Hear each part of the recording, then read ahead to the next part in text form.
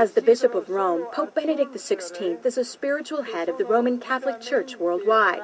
But he also wears another hat, head of state for the independent territory of Vatican City and the Catholic Church's government, called the Holy See. It's the tension between those two roles that actually gives him a resilience on the international stage, that he doesn't just speak for a geopolitical unit, but also for a demographic within the world.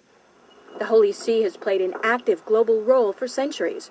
It has permanent observer status at the United Nations and has all the rights of full UN membership. The Holy See has formal diplomatic relations with 177 countries around the world, including the U.S. Ambassadors, called apostolic nuncios, represent the Holy See from embassies like this one in Washington, D.C. The U.S. has sent an ambassador to the Holy See since 1984. The current U.S. ambassador at the Vatican is Harvard Law professor Marianne Glendon, who took up her post in February.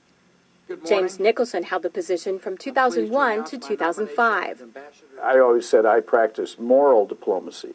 During the more than 25 years of his pontificate, John Paul II dramatically raised the profile of the papacy on the international level and played a key role on many fronts, such as helping to bring down communism in Eastern Europe. Throughout his extensive travels, he was a vigorous global voice. Benedict has continued that advocacy, which experts say reflects foundational Catholic beliefs. But times have changed since John Paul became Pope. We don't have the Soviet Union anymore. What we have is the problems in the Middle East, which is where Pope Benedict has been directing his attention. The personalities have also changed. Whereas John Paul, if you look at the entire pontificate, was very much outwardly oriented toward the church and the world. But Benedict again generated controversy in the Islamic world on the Saturday before Easter, when he baptized a prominent Muslim journalist at a service in St. Peter's Basilica. He's also been quietly working to establish relations, something that was not possible during the last papacy, largely because of John Paul's role in the fall of communism in Poland. The Chinese obviously didn't want John Paul II running around China doing the same thing. Most of the time, in places around the world, Vatican diplomats work outside the spotlight, where experts say they often have an advantage. Some question how much government leaders of today truly listen to what the Pope has to say. And that, observers say, is a moral authority that can't be measured by economic strength or military divisions. A moral authority Benedict hopes to draw upon when meeting with U.S. officials and speaking before the United Nations. I'm Kim Lawton in Washington. A lot of good Christians in Roman Catholic Church, notice Catholic Church, but unfortunate because they don't understand the history of their church. During Dark Ages, Constantine was the one who united his own people, them pagans, to Catholic Church. And when they unite in the church, because, there was statue worshippers, idols. So when they brought their idols, notice statues in Roman Catholic Church, they began to name them. Instead of Jupiter, they call it Peter. And it's so sad that they give them a lot of Christian names.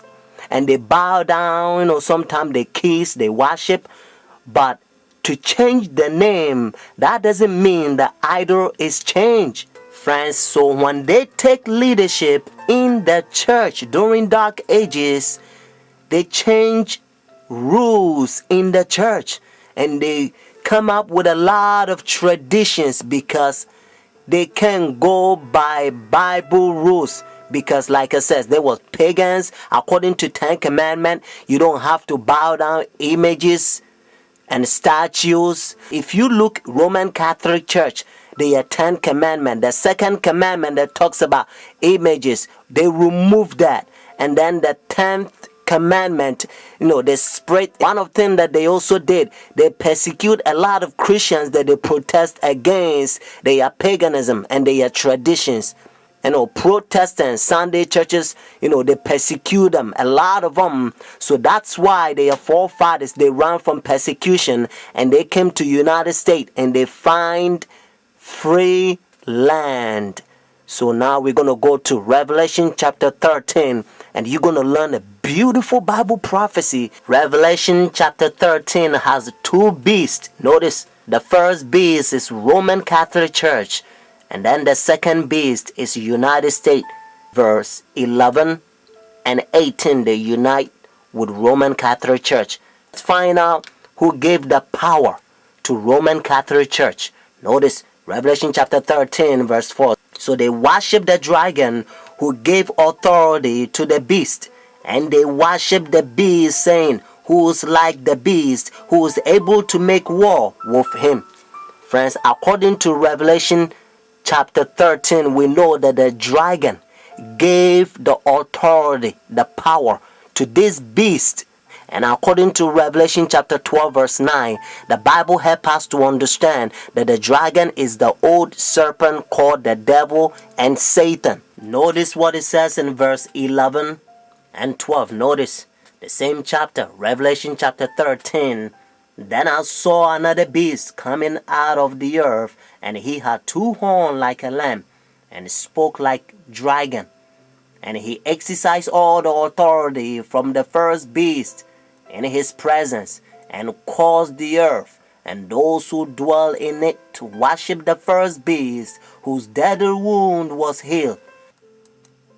Just in case if you're thinking about any country, they don't fit. Whether it's China, India, Iraq, or Africa, they don't fit. That's what it says in verse 12. He exercised all the authority, notice, from the first beast, Roman Catholic Church, because when they ran from persecution, they came over here. They don't want to have anything to do with Roman Catholic Church because they used to persecute them, friends.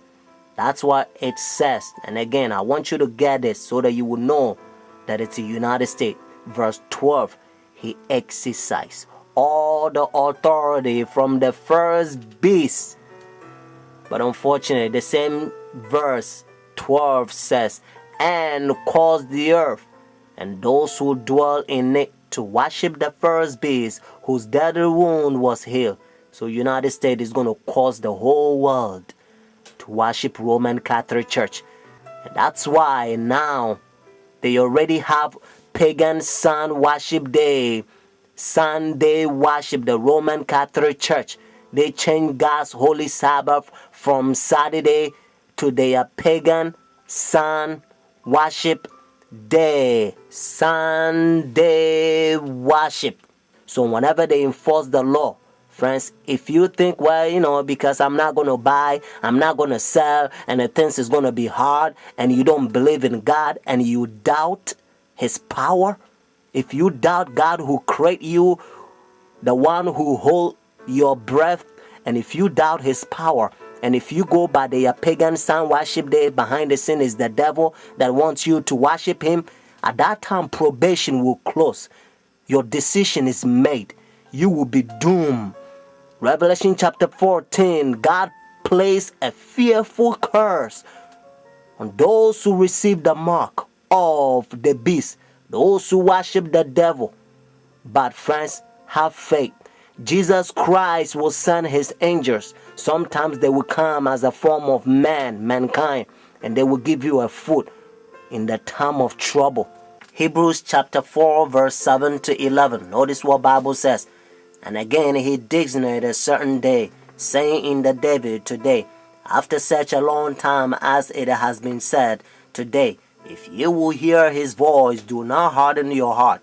For if Jesus has given them rest, then he will not afterward have spoken of another day.